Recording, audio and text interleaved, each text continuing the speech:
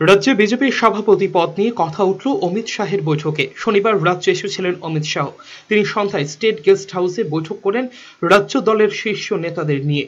দলের বিধায়কদের সঙ্গে যেমন বৈঠক করেন তেমনি কথা বলেন কোর কমিটির সদস্যদের সঙ্গেও।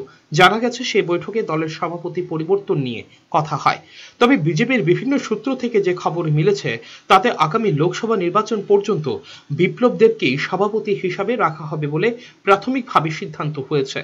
বিজেপি সূত্রে খবর, অ্যাডহক সভাপতি হিসাবে কাজ চালিয়ে যাবেন বিপ্লব বাবু।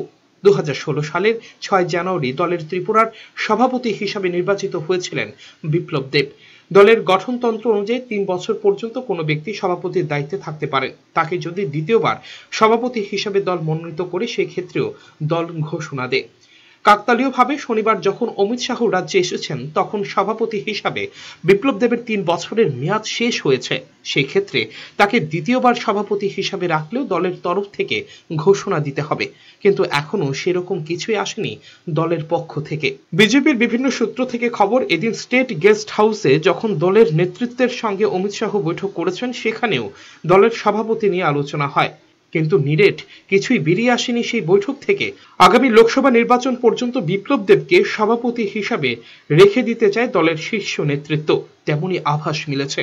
কিন্তু সভাপতি পরিবর্তন এবং নতুন সভাপতি হিসাবে বেশ কিছু নাম নিয়ে যে আলোচনা হয়েছে তার সমর্থন মিলেছে বিজেপির বেশ কয়েকটি সূত্র থেকে।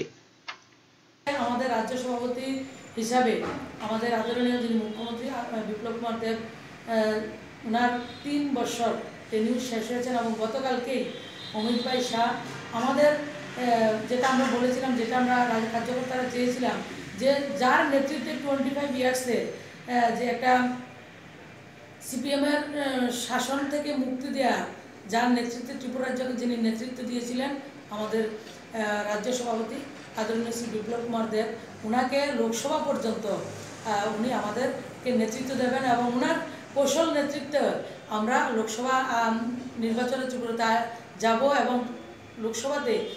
ব্যুরো রিপোর্ট, চ্যানেল 3 রাত।